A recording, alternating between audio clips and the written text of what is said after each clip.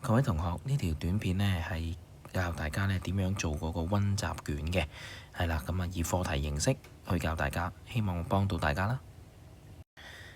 咁樣講解嗰份卷二溫習卷之前呢，咁首先呢有個重點呢，想同大家溫一溫嘅就係，無論大家解方程、轉主項定係不等式嘅題目呢，你哋好多時呢都會唔識點樣做或者唔知點樣起手啊。咁所以呢，俾少少步驟大家跟一跟啦。第一步呢，其實就係當你見到條題目都係嗰句，無論係解方程、轉主項定不等式，只要你見到係份數嘅，有份數嘅，將成條式左邊右邊一齊乘嗰個分母 ，OK， 即係成條式乘嗰個分母，咁呢，你就會將個分母呢抵消咗之後呢，就全部變翻晒做一個整數，你會容易啲去解嘅。咁然之後呢，就係如果有拆括號呢，第二步啦，第二步就係去處理一啲拆括號嘅位置，拆開佢 ，OK， 爆開晒之後，第三步就係做分類。分類嘅意思即係話呢，將同類嘅嘢呢放埋去同一邊。其他唔關事嘅嘢呢，我哋搬走晒佢去另一邊。OK， 咁啊同類嘅嘢可以再運算啦。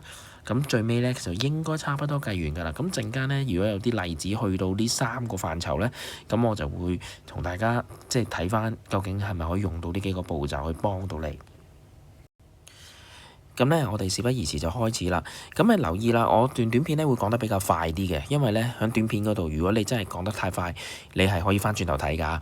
好啦，咁啊由一開始第一條啦，咁啊講翻一個重點先，證明題目，記住分左右方，分左右方。第二個重點，拆括號，記住係好似我而家呢個箭嘴咁樣拆。OK， 計到左邊右邊相等呢，跟住你就證明到㗎啦。咁最尾記住寫翻三或等於，呢個亦都係一個重點嚟嘅，三或等於。好啦，跟住第二樣嘢展開，展開呢同埋因式分解呢，其實係一齊講嘅。咁啊，最重要就係我中間寫俾你嘅呢三條式啦，必背。再講多次，必背。OK， 咁呢，我全部用晒心心星星，我上堂都講過㗎啦，所以我唔再詳細講。咁呢，用翻晒呢三條式呢，你就可以做到晒第二、第三條呢一類型嘅題目。你可以慢慢睇啊，跟住好。第四條化簡嘅題目，留意重點。相同分母嘅時候，我哋係可以直接合埋做一個分母，然之後分子咁樣相減。呢個係小學學嘅嘢，只不過上到嚟中學多咗啲 x 嘅啫。OK， 都係嗰句相同分母直接做加減。好啦，如果係除數嘅話呢，留意啦，要變成數啦，亦都要上下調轉，上下調轉。OK， 咁你自己對翻個答案啱唔啱啦？好啦，跟住到後邊呢，就係關於最大絕對誤差，記住啦，係呢個刻度，呢一個最少嘅刻度呢，除以2，即係你今次個量杯200 ml 係最少嘅刻度，除以2就係計到最大絕對誤差係100 ml。上限同下限係將你量度出嚟嘅數值加或者減呢一個嘅最大絕對誤差呢，就會得出個上限同下限㗎啦。咁然後再落呢，下邊呢條留意。個重點係要揾三角比，你留意我間底咗個比字。三角比嘅意思呢係一個比例嚟㗎，所以呢，你最終俾個答案落呢係分數，唔係計角度啊，同學。因為太多同學仔上堂計呢條嘅時候呢，就計咗個 theta 啦，唔需要計角度，係計緊成個三角比，即係直接俾個比例人哋。跟住到呢一隻組織圖呢，咁大家應該都識睇啦。嗱，我自己習慣呢，喺啲棒棒上面呢寫低啲數字，咁你會容易啲睇嘅。好啦，咁啊首先填咗個頻數分佈表啦，跟住啦呢個位置，咁你留意到啦，我用兩隻顏色嘅箭嘴，少於119.5呢，你揾翻大概呢就係喺119同120中間，就係119.5，細過佢喎，咁即係呢，喺佢前面嗰幾個數字都加埋佢啦。咁所以呢，總共有20個家庭係每月用少於119.5呢去購買水果，而下邊嗰條呢99.5或以上呢，咁即係99同100之間嗰度呢嘅右邊就係以上啦。好，不等式嗱，睇翻頭先阿 Sir 一開始個頁啊，如果有份數先處理份數，跟住就處理拆括號，所以8A 嗰條拆括號啦。OK， 冇份數直接拆括號，拆完括號，跟住見唔見到我做啲咩啊？將同類嘅嘢放一齊，所以12x 同4x 要搬埋一齊，24唔關事嘅搬走。OK， 你個目標係將 x 擺向一邊。好啦，跟住最尾呢，就淨計到個8x之後呢，就除埋過去。留意，如果你乘或者除嗰個數唔係負數嘅話呢，其實你係唔需要調轉㗎。唔需要調轉嘅。OK， 不等式有呢個位要留意啊。好啦，Part B，咁咧另一個做法啦就係有份數喎，咁你可以用我嘅方法嘅就係全式乘4，全式乘4，又或者今次咧我見到咦？X 係 over 4先喎，咁所以咧個加2咧就可以搬走先啦，個加2搬過嚟啦。咁最後咧將個負號拉埋落去下邊，跟住乘過去。嗱，但係留意喎，呢一步乘個負4係咪符合咗上邊我粉紅色呢度乘一個負數啊？乘一個負數咧，我哋就要調轉啦。所以咧原本由小於變成大於，OK？好啦，跟住第9條咧，呢度咧，其實我用緊嘅加減消元法啦，但係我亦都知有啲同學仔咧習慣用代入法嘅，唔緊要嘅。嗱，如果你真係唔記得晒咧，你要温書啦，温翻嗰課。咁我呢度咧只不過個例題教翻大家，提翻大家點樣用加減消元法。我做嘅方式咧就係將第一嚿咧減去消去佢嘅，咁所以3要乘翻2啦，調翻轉2要乘翻3，所以咧就你見到兩條式都要乘2同乘3嘅。咁乘完之後咧，你就會見到有個6x 一樣啦。跟住咧就變咗兩條新嘅式，叫3同4式。3同4式咧就互相相減咧，就會計得到噶啦。OK， 咁呢度就係咁啦。轉主項，留意自己嘅目標向邊，目標人物係個 M， 所以咧頭先我教嗰樣嘢啦，又係啦，有份數先處理份數，所以將個2乘過去啦。乘完之後有括號喎，拆括號，拆完括號同類嘅搬埋一齊，咁即係話咧大家都有 M 嘅嘢先至過左邊，冇唔係 M 嘅嘢咧去晒右邊，最後除2。OK， 轉主項就係咁做啦。拍表好簡單，代入法嘅啫，咁你自己睇翻啦。好，再嚟咧就係呢一個呢個叫做累積頻數分佈表，係啦，累積頻數多邊形。咁你望到咧成個表咧去到最頂端嘅人咧就係第80個啦，咁即係話咧 total 有80人啦。咁咧呢個咧下4分位、中位數、上4分位數咧都有好多同學仔咧喺上堂嘅時候問我，咁咧提翻大家啦，下4分位數、中位數、上4分位數，即係25%、50%同75%。咁其實簡單而言咧，就係你將總人數除4份 ，OK， 80人除4份，每份20，所以頭20呢個位下4分位數，跟住嗰個20嘅呢個位中位數，跟住呢個20嘅呢個位。60係上4分位數，然後喺呢3個數字打橫畫一條線，撞到呢一條累積頻數多邊形之後，掃翻落嚟，咁你就會揾到晒3個答案。所以最後3個答案呢係錢嚟嘅，記住加翻單位。跟住啦，到呢個位置背式啦，冇嘢好講噶啦，弧長背式。好啦，跟住化簡，呢度呢先做因式分解，記住呢啲 y 二次同 y 唔可以就咁約啊，各位。提過大家好多次，如果你有個份數，跟住上邊同下邊都有啲加減號嘅話咧，係唔可以就咁約嘅。OK， 唔可以就咁約，所以咧要先做因式分解。好啦，呢一隻唔同分母喎，相同分母咧就可以直接加減啦，唔同分母就要做通分母。紅色筆嘅就係點樣通分母嘅方法。OK， 自己慢慢睇啦。跟住再落去第14條，提翻你兩條式温書啦。多邊形內角和 n 減2乘180度。外角和360度，任何多邊形幾多條邊，外角和都係360度。OK， 咁所以今次呢條咧，你想計 2x 咧，我哋就要用外角和，即係出邊嗰個角。咁出邊咧，你就要揾晒1、2、3、4、5隻角。咁你見到我藍色筆揾嘅嘢咧，其實就係喺呢度寫咗啦，就係用直線上的輪廓先揾咗佢啦。揾完之後，最後咧5隻角加埋應該等於360，咁你就會計到 x 等於37度啦。跟住再嚟咧，聯立方程。聯立方程咧，寫條式嗰度咧，大家好多時都會有困難嘅。咁咧，其實我有少少建議啦，咁你都可以記住啦。就係咧，譬如你第一可以睇下題目要揾乜嘢啦，揾嗰嚿嘢通常都會設 x 同 y 嘅。第二咧，就係今次你話，阿 Sir 你連聯立方程都冇兩條式喎，因為我呢個方法咧係可以一條式做到嘅。咁大家可以望下先嗱，通常咧我會設一個咧，喺個數值上面細啲嘅嘢做 x 嘅，譬如今次有父親同兒子，咁兒子嘅年齡一定係細啲啦，所以我哋設兒子做 x。咁點解要設兒子先呢？因為你設兒子呢，阿爸個歲數咧就加數嚟嘅，但係如果咧你設阿爸係 x 咧，咁阿仔個數咧歲數咧就要減數，咁減數麻煩啲啊嘛，咁我哋就用加數計啦。所以咧兒子係 x 嘅話咧，咁如果兒子同父親相距22年，咁阿爸咧就應該 x 加22歲。咁你留意啦，我呢度寫明現年，即係你要講明俾人聽有個時間點嘅，因為今次呢條咧係講緊現時啦，同埋有一個位咧係5年後嘅。咁5年後咁好簡單嘅常識啫，係咪？你5年後嘅歲數咪就係你而家嘅歲數加5咯。咁所以阿爸個歲數 x 加22加5，阿仔個歲數 x 加5，5年後發生咩事啊？5年之後嘅阿爸嗰個歲數呢，係會係等於5年之後個仔嗰個歲數嘅2倍，所以你見到我呢度條式就係 x 加22之後再加5咯，會等於阿仔 x 加5，然之後呢再乘2嘅，咁你一條式過計到 x 17，咁即係話呢，而家阿仔17歲，阿爸39歲啦。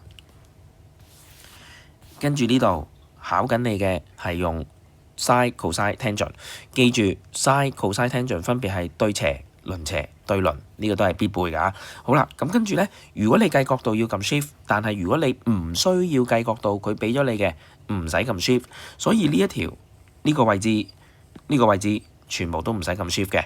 OK， 計嘅過程寫咗俾你，如果你覺得太快，撳暫停。OK， 研究下條數點做先。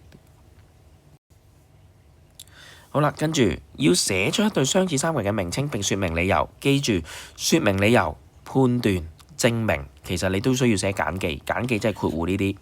咁我呢就會將佢呢隻角同埋呢隻角計咗先，用三角形內角和計晒之後呢，你發現三隻角全部一樣，呢兩個三角形，所以呢，對翻齊啲英文字母，最後 AAA。好啦，跟住下邊嗰條呢要揾邊長啊。咁我嘅習慣呢就係將個三角形呢重新畫一次，同埋呢擰翻一個啱嘅角度。我上堂教嘅時候都係咁教㗎，所以呢，你見我自己做數都會咁做㗎喎。好啦，當你擰翻啱個角度啦，畫晒啲邊長之後呢，咁你就會好清晰睇到你想揾嘅呢一條邊呢，就會係擺喺呢度啦。跟住除以20，就對翻49除以28啦。咁啊計到個答案呢，就係35。好啦，再落下邊呢條都係繼續用晒 cos tangent 啦，而今次呢，用嘅係 cos， 兩次都係用 cos 啊，亦都係啦，唔係計角度，唔需要撳 shift。好啦，圓柱體體積喎，咁呢，首先第一樣嘢又係嗰句啦，背式啦，派 r 二次再乘高，咁留意啦，今次有少少陰理㗎，佢係俾直徑嚟嘅，所以你見到我呢度呢，除咗2先。好啦，成條題目其實想講呢，就係話阿博文呢，倒18000派嘅 cm³ 嘅水呢入去個容器，究竟會唔會倒瀉？咁所以呢，我嘅方法呢，就係先計個容器嘅體積啦，你會計到22500嘅派，咁即係話呢，佢係大過佢倒入去嘅水嘅體積嘅，咁所以呢，就唔會倒瀉啦。咁然後呢，你要計浸濕咗嘅總表面面積呢，首先你要計下倒咗啲水落去之後水位幾高，咁我就會計到呢，用翻圓柱體嘅公式啦，不過就設咗個水位嘅高為 h 呢，你就會計到個水位高20。OK， 高20 cm， 咁20 cm 之後呢，你就轉翻過嚟計總表面積，即係底嗱，即係個杯啦。你想象下一個杯，你倒啲水落去，個杯底都會濕咗啦。另外個杯圍住嘅嗰個曲面面積呢，都會有個濕嘅範圍嘅，咁就會係咁樣計啦。好，跟住再落啦。就係多項選擇題開始，咁呢度呢，其實我全部都寫咗步驟嘅，咁所以呢，你都可以慢慢睇嘅，我未必條條解釋啦。咁呢，譬如呢一條呢，其實用緊係旗仔啊，唔知大家睇唔睇到個旗仔喎？首先將64對頂角去咗呢邊啦，跟住呢，我就係用呢度64加37呢，其實呢度係支旗仔嘅。好啦，我而家畫一次俾大家睇先，支旗呢，就係呢個旗杆。跟住呢度就係支旗啦，咁你會見到呢，其實64加37呢就等於出邊成隻 x 加70嘅 ，OK， 咁所以呢，最終呢，你就會計到呢就係101，64加37就係101，咁即係101減70就可以計得到啦。好，跟住再落去下邊第21條呢一隻恒等式嘅題目，所以第一時間拆括好，跟住對位，對位嘅意思即係話呢，右邊拆好晒括好啦。對翻左邊嘅位，咁但係今次呢，你拆完括號之後呢，要做少少因式分解，變成我咁樣嘅，即係 x 2次啦 ，x 啦，冇 x 嘅常數咯。咁你會對到呢，咦呢邊冇 x 喎，阿 Sir，咁即係話呢，呢一嚿嘢其實應該等於0，咁你就會計到個 b， 計完個 b 之後呢，呢嚿嘢呢應該係等於個 a 嘅，因為佢常數係 a， 呢邊嘅常數係3b 加6，咁啊代翻頭先你計個 b 入去啦，咁你就會計得到個答案啦。好啦，又係佢啊，各位，又係佢啊，咩嘢？又係佢啊，即係呢度嗰頭嗰3嚿嘢，又係用嗰3條必背公式 ，a 2次減 2ab 加 b 2次，今次用緊。好啦，用完之後呢，後面呢兩嚿抽公因子個 b，咁最後呢，再抽埋個 a 減2呢個公因子呢，就會計到噶啦。跟住下邊呢條線形講到好沉氣啦俾咗個弧長你，咁你用弧長公式解方程計到個 θ 圓心角，跟住再用翻個圓心角擺翻入去線形面積條公式，咁你就會計得到個線形面積就係30啦。好啦，跟住再落呢就係呢一隻啦。咁留意喎，呢條呢其實呢我做嘅時候呢都覺得佢有少少嘅陰濕㗎。咁你睇清楚喎，呢個位呢係百分數，所以我括咗俾你睇。咁你望下佢下邊嗰啲句子啦。佢話呢棒形圖呢，以上嘅棒形圖邊啲句子呢係必然正確嘅。第一句句子話呢，2E 班嘅女學生人數所佔嘅百分數呢係5班當中最少。咁因為呢，由於佢今次個棒形圖呢，其實個計緊嘅嘢或者個 Y 軸咧係百分數，咁所以咧佢話佢所佔嘅百分數係最少係啱嘅，但係呢兩句咧其實都係錯㗎。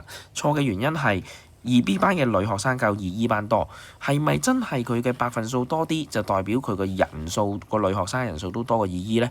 唔一定㗎喎，可能 2B 班得好少人，而 2E 班有好多人。OK， 咁同樣嘅情況又係啦。第三句句子佢話2D 班嘅女學生人數係2A 班嘅女學生人數嘅3倍，其實講親人數呢，你都基本上可以肯定呢，佢唔一定正確，因為嗰幅棒形圖係計緊百分數，佢俾你嘅所有嘢，你見唔見到啊？都係百分數。好啦，最後呢版啊，大家加油！嗱，25條呢條呢，其實係幾深嘅題目嚟㗎，咁呢，你可以用不等式嘅概念去理解呢條題目。咁你見我做咗啦，咁但係呢，我都可以教你另一個方法嘅，就係你代數字。咁但係代數字呢，就要小心啲，就你要跟翻規矩代喎。譬如佢話 A 大過 B 大過0，你可以嘗試代個 A 係舉個例係5啦，個 B 可能係3。嗱，我求其作嘅啫，大過0咁樣咯。咁跟住呢。個 K 咧，佢話細過0嘅，咁你譬如求其作叫做-2啦。咁咧，你擺晒啲數字入去，即係 K 係-2，B 係3，跟住呢個 A 係5，然後咧就放翻晒入去呢3句句子度咧，你應該都可以判斷到邊句嘢係啱，邊句嘢係錯嘅。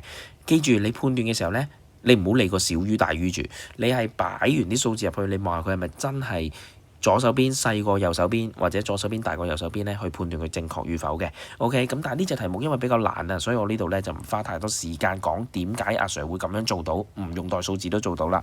好，跟住下邊梯形面積，記住上底加下底乘高除2。不過呢條嘅巧妙位就係考緊你嘅嘢係用緊畢氏定理。OK， 直角三角形畢氏定理，短呢兩條。A 二次加呢條唔知幾多啦嚇，當時 B 二次等於 C 二次，咁你自己計翻啦。OK，A 二次加 B 二次等於 C 二次，你就會計到個36出嚟。再用多次畢氏定理 ，A 二次加 B 二次等於 C 二次，你就會計到個27出嚟。計晒呢堆嘢咧，上底加下底乘高除2啦。好啦，呢一條呢個位咧，我建議大家慢慢睇，因為咧其實咧我睇到點做嘅咧，佢話 AF 比 AE。呢個係比例嚟嘅 ，OK？AF 除以 AE， 咁即係話咧 AF 喺呢度啦，咁大家都可以即係加條線嘅顏色，跟住咧 AE 咧就呢條啦。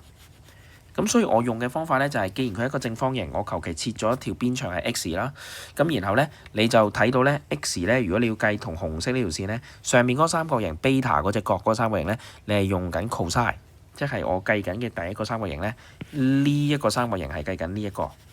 OK， 跟住呢一個三角形咧就計緊呢一個，咁一個用 cosine，一個用 sin，咁最後咧你就將個 AF 同 AE 當主項咁樣做，寫做主項，咁跟住再除咧，即係你就會好似我咁樣做法簡就做到㗎啦。咁我已經寫得好詳細個步驟㗎啦，咁但係口講你都好難就咁齋聽啦。咁不如咧你暫停咗睇下佢點做，睇下我點做。OK， 好啦嗱，咁呢條短片咧亦都去到最尾嘅階段啦。咁話短都唔短嘅條片，其實都可能有成接近10分鐘嘅情況。咁但係咧希望幫到大家啦，因為其實我拍片嘅原因就係因為你可以翻睇又翻睇。所以唔使你成日有時我講嘅時候咧，阿 A 聽到阿 B 又聽唔到。第一，第二咧就係數學其實要做嘅。咁我成日都講同大家講，數學要做嘅，唔係齋睇。所以你如果諗住齋睇呢條片就會合到格，或者齋睇呢條片你就會識，唔會嘅，係冇可能嘅。你其實睇呢條片嘅時候咧，你應該同時揸住支筆自己做，OK？做到有唔識又再睇或者停低或者翻睇，OK？咁你做完呢份卷咧係唔夠嘅，亦都你仲有我其他派俾你嘅所有嘅溫習紙咧，你都應該要再做，咁咧你先至係獲得最大嘅效益啊！真係溫到書。咁我喺呢度咧都希望大家咧能夠考試順利，OK？俾心機，加油啊！